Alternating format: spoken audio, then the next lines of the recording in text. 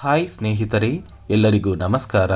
ನೋಡಿ, ಗೃಹಲಕ್ಷ್ಮಿ ಯೋಜನೆಯ 12 ಮತ್ತು 13ನೇ ಕಂತಿನ ಹಣ ಕುರಿತು ಕಳೆದ ಒಂದು ತಿಂಗಳಿಂದ ಸಾಕಷ್ಟು ಫಲಾನುಭವಿಗಳು ಪ್ರತಿನಿತ್ಯವೂ ಕೂಡ 12ನೇ ಕಂತಿನ ಹಣ ಮತ್ತು 13ನೇ ಕಂತಿನ ಹಣಕ್ಕಾಗಿ ಕಾಯ್ತಾ ಇದ್ದೀರಾ. ಆದರೆ ಸರ್ಕಾರದಿಂದ ಯಾವುದೇ ರೀತಿಯ ಒಂದು ಹಣ ಫಲಾನುಭವಿಗಳ ಬ್ಯಾಂಕ್ ಖಾತೆಗೆ ಜಮಾ ಆಗಿಲ್ಲ. ಸಾಕಷ್ಟು ಫಲಾನುಭವಿಗಳಿಗೆ ಕೆಲವೊಂದು ಗೊಂದಲಗಳು ಇದೆ.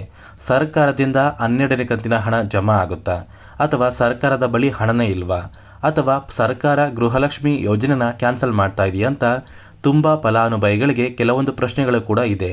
ನಾನು ನಿಮಗೆ ನಿಮ್ಮ ಬ್ಯಾಂಕ್ ಖಾತೆಗೆ 12ನೇ ಕಂತಿನ ಹಣ ಯಾವಾಗ ಬರುತ್ತೆ ಮತ್ತು ಸರ್ಕಾರದಿಂದ ಬಂದಿರುವಂತಹ ಒಂದು ಮಾಹಿತಿ ಏನು ಅಂತ ತಿಳಿಸ್ಕೊಡ್ತಾ ಇದ್ದೀನಿ. ಅದಕ್ಕಿಂತ ಮೊದಲು ವಿಡಿಯೋ ನೋಡ್ತಾ ಇರುವ ಪ್ರತಿಯೊಬ್ಬರ ಹತ್ರ ಕೂಡ ಒಂದು ಚಿಕ್ಕ ರಿಕ್ವೆಸ್ಟ್ ಇದೆ.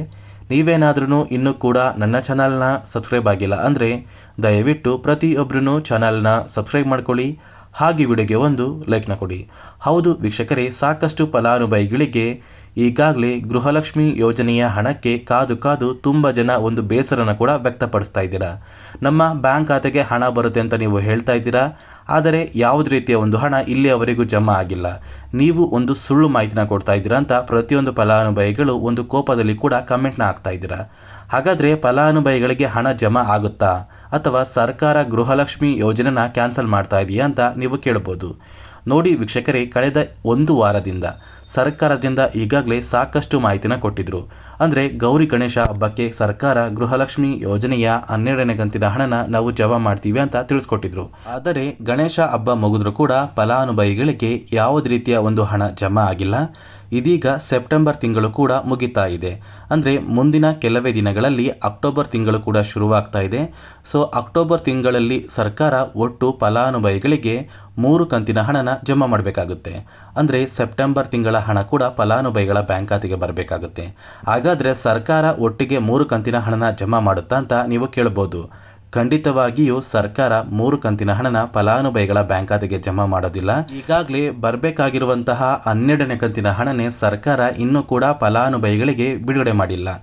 ಈ 12ನೇ ಕಂತಿನ ಹಣ ಏನಿದೆ, ಆ ಒಂದು ಹಣ ಜುಲೈ ತಿಂಗಳ ಹಣ ಆಗಿದೆ. ಇನ್ನೂ ಕೂಡ ಸರ್ಕಾರ ಆಗಸ್ಟ್ ತಿಂಗಳ ಹಣ ಮತ್ತು ಸೆಪ್ಟೆಂಬರ್ ತಿಂಗಳ ಹಣನ ಜಮಾ ಮಾಡಬೇಕು.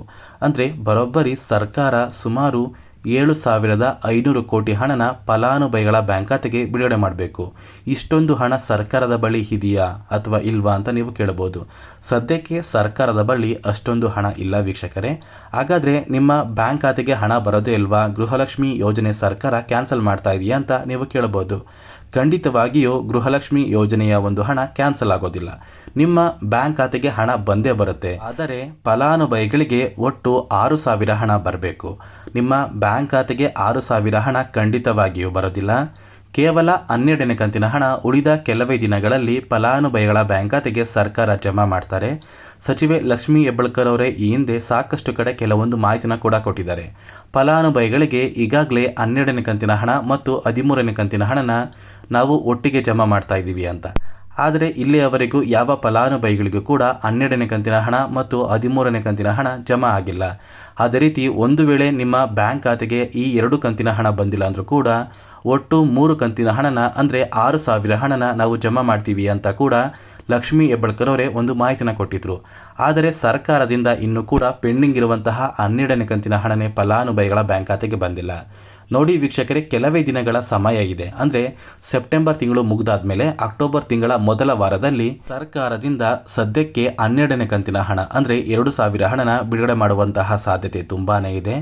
ನಿಮ್ಮ ಬ್ಯಾಂಕ್ ಖಾತೆಗೆ ಎಲ್ಲ ಕಂತಿನ ಹಣ ಜಮಾ ಆಗೋದು ಖಂಡಿತವಾಗಿಯೂ ಡೌಟ್ ಇದೆ.